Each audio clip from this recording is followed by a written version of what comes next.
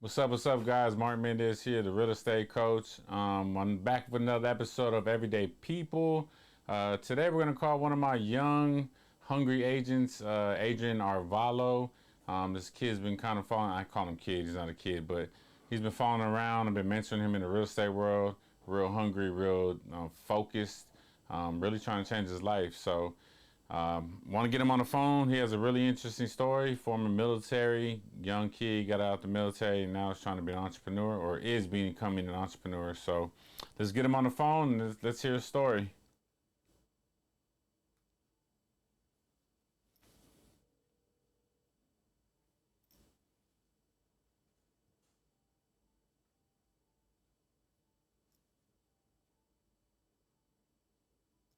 Hello? What's up? Hey, can you hear me?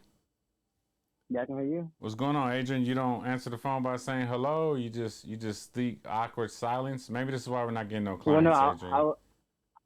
no, I was wondering. No, because it says Mark. So I was waiting for you to come back. Hey, Adrian, this is what we're gonna do. I was expecting you to start talking. I was like, Oh, I'm gonna let Mark start the conversation. no. I mean, I'm calling you, so you just, hey, hello, how's it going? It's, Hey, hello, how's it going? it's Adrian pretty Arevalo good. here It's with pretty EXP good. Realty. Thank you Adrian for Arevalo taking here my with call. EXP Realty. Oh, Adrian, go ahead, introduce yourself.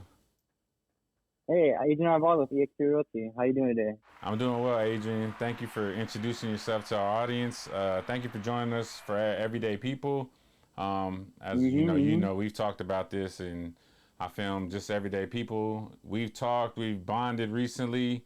You've gotten into real estate recently, and I've kind of been shadowing. I really can't get you off my side. Really, you're just there all the time. I know, right? But it's not a bad thing, man. I love your hustle, your drive. And then one day we were driving, you just kind of started telling your story. So I thought you'd be a Mm-hmm. great, Mm-hmm. candidate for everyday people, young entrepreneurs. So tell me a little bit about you, man. I know you're not from here. Tell a little bit where you're from. I know I would like you to talk about some of your military experience.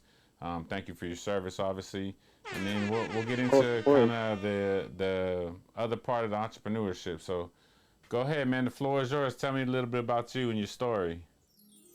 Awesome, awesome. I don't know how much time I have, but I'll be as descriptive as I possibly can.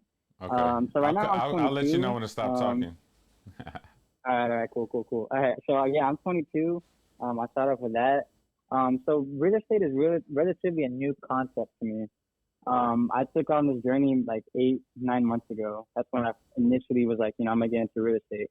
But as far as like military and like my childhood, um, growing up, like I'm like my parents divorced when I was like 3, 4 years old. So it's kind of tough growing up. I bounced all over Texas. I've been to Austin, San Antonio, Corpus Christi, El Paso, the Valley. I've been everywhere. But luckily, when I was in high school, I was able to at least stick to the same high school, and I graduated 2018, right? Which was like yesterday. I know most people would say that, but yeah, so I graduated 2018 in Harlingen High School, which is South Texas. It's about 4 hours south from here, Yeah. and I didn't really know what I wanted to do in life. So I was like, I'm gonna go the military route. So yeah, I started seeing the recruiter, and next thing I know, as soon as I graduated high school, like 2 months later, I was already shipped out. I trained basic training at Fort Benning. I was there for like four What or 5 months. branch? So I was in the army. So Okay. I joined the army. My MOS was 19 Delta, which is a Cat Scout. We're pretty much so it's pretty much reconnaissance. Like I relay a lot to like infantry. It's just combat arms. That's pretty much what it is. Um, I didn't really know what I was getting into. So it was a very scary transition. Just going from this timid high school kid, not really knowing what to do in life, and just going straight to the military. And I was 4 months straight to Fort Benning, and um, then yes, I went there, and then right after I finished my basic training, I got sent to airborne school. Because I got sent to the 82nd Airborne, but at first, yeah, I trained at the Airborne Academy in Fort Benning, and so it was about a 3 week process. And so once I finished that, I got shipped straight to Bragg, All which right. is in So North time out. Carolina. So you heard hmm you went to airborne school and it was about a 3 week process. Yeah. That's crazy to me because you would think something like that takes more training. Um, just because I kind of know where you're gonna go, but I want to ask you a question. How did that prepare you for kind of the just being thrown to the wolves, so to speak, that a lot of young realtors or just realtors in general, when they get into business, how did that prepare you for what you're going through, now? Well, especially being in the army, you pretty much have to do what you're told, right? I mean, when it comes to real estate, you're on your own pretty much. I mean, I know I'm on a team, so you have a lot of like resources and people you can look up to. Um, but when you're in the army, you're pretty much told what to do. So when I was in airborne school, like it was like, you got to jump out of the towers. You got to like, I knew people that were scared of heights, like had all these fears. Me, I didn't really have that problem. I honestly, I love heights, so it wasn't a big deal to me. But I had to do what I was told, right? I mean, there was times when I would look down from the tower and you'd be like 50 feet in the air and you're just like, it was kind of scary and intimidating for some people, especially for me. And so the way I would say it relates is like when you do cold calls, like when you prospect, when you talk to everyday people on a daily basis, because that's really your business, right? You gotta expand yourself. You gotta talk to people, and you can't be scared to. Right. And it's a little intimidating at first. It's still intimidating to me. When I do cold calls, but the way I guess it prepared me was like you would just have to do it, because if you don't do it, then it's never gonna happen, right? So you have to take that action. You can have this, you write your action plan and everything, your schedule, but you have to actually take action in order for things to happen. So I would say that it kind of prepared me to get rid of like that fear when it comes to doing things. Um, Have and even you more with have you the army, translated that to your whole entire life? I mean, you're being told to jump off a building. You're being kind of, yeah, whether you want to do it, don't do it. It's not like you can be like, "Hey, mom, I'm gonna go home today from this camp that you sent me to." Like you literally yeah, have you to do it, can. and the way you attack it is like you. I mean, it was beautiful the way you said it. You just do it, and I think a lot of the things that we Mm-hmm. do in life, it's not rocket science. It's literally just doing the task that you said, or the goal that you said, or the actions that take you to get to the goal and the task at hand. So Yeah, I think they exactly. said that really well. The only thing to do, jump off a building, and you got to jump off a building. Yeah, so it definitely prepared me a lot for who I am now. The army taught me a lot of discipline. Um, and then even at that, because the airborne school is not that long. It's only 3 weeks. If you pass everything, with flying colors. Hmm. Because there's tower week and then there's actual jump week. Because you gotta crawl before you can run. They're not just gonna throw you on an airplane and next thing you know you're just jumping out of the bird. You gotta actually take the actual you gotta take the actual steps to like jump. Practice how you're gonna land. You can't just land on your feet. You got to learn how to land Right. and roll and because and then the thing about your parachute is you don't pull on it. It deploys on its own, so that's already kind of taken care for you. But there's certain things you have to learn in order Hold to, on, to hold on, jump hold on, out, hold on, right? hold on, hold on, hold on, hold on. Did you just say you don't even pull your parachute no more? It deploys on Yeah, its well, I own. mean, yeah, it's not like I mean, people like always ask me about it, and like it's not like regular skydiving, all right? You're not like 20,000 feet in the air because the way the 82nd does it or any airborne unit does it, especially like when it was like back in like World War II, World War One, they didn't jump from 20,000 feet. They were jumping from they're jumping right above, the war zone, the combat zone, so they can jump into the combat. So Wow. we're only 1,000 feet, in the air. So there's no Hey, hey, time hey, to Elliot. think He about says it and only 1,000 feet. The way he says that, only a we're thousand we're only feet. 1,000 feet. What do you mean, man? That's 1,000 feet. That's 1,000 feet. Like you jump out, 2 seconds later, your parachute's deployed. This kid is programmed to be told, and I think this is a life lesson in itself. You can kind of be programmed to tell your mind and body to do whatever. Like, I'm not trained to jump out of an airplane or a helicopter or a bird. I like how he just used the term bird. I'm not That's what they trained to call it. do They call it that. bird. Yeah, so the mindset in doing that in it's just 1,000 feet. That's a perspective. You can learn about perspective on that. 1,000 feet to you is not 1,000 feet to me, right? But you've been Hmm. trained, you've been prepared, as best as you can. You went to the school for 3 weeks. You had to pass certain tests in order to get to this next level. And really, the Yeah. crazy part, a lot of people don't realize when they're getting elevated. The Bible says you go from faith to, as you go through things, you go from faith to faith to faith. The old song, there's levels to this, right? You go from faith Mm-hmm. levels on trusting. So you went from jumping off of a tower, getting trained, and now you're just jumping off 1,000 feet. I think, the reason you're going to be successful, and you are successful, is because you're attacking things as just like, let me get the training, let me get the tools I need, and then let me just go do it. So I didn't mean Yeah, to interrupt exactly, you there, man, but exactly. the way you said it was just, No, it no, of needed to course. be, it needed to be said. So Yeah, because I definitely just want to tell my whole story, and then just like, because I definitely want to like relate to like things that I've dealt with in the past, and how it relates a lot to who I am now. Because I think a lot of the things, in the army, and even like before I was kind of in the army, because I wasn't as disciplined as I was going through, because obviously the army taught me a lot of discipline. right. And before that, I was working out a lot, when I was in high school and stuff. But you know how it is in high school, right?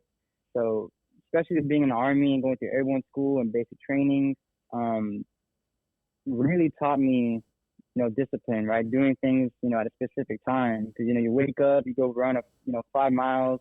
Next thing you know, you gotta go. Like especially when you eat, you only have a certain amount of time to eat.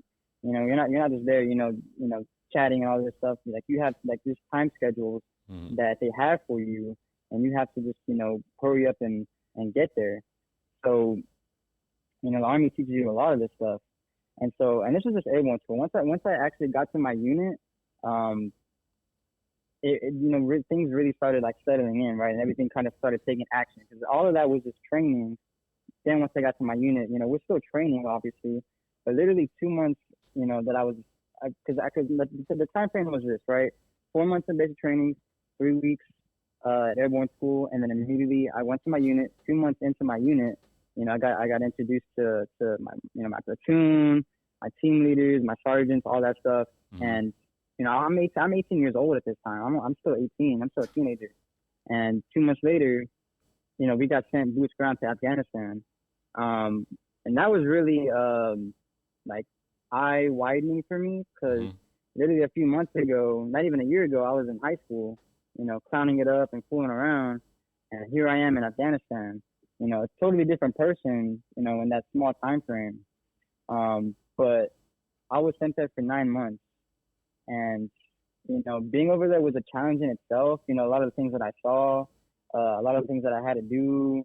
Um, obviously it was a lot of discipline, but it kind of made Yeah. me appreciate life. Um, and a lot of the things that we have here, in the States, right? So it's really a blessing to be here. And So let a me lot let of, me like ask as you I said, a this: lot of yeah, any yeah. young person that goes from that transition, to from high school straight to the real life, what Mm. advice do you give them, to maintain a healthy mindset to get through that? That's pretty tough to say, because everybody goes through different things. Um, I'm not saying you have to go to the army or anything.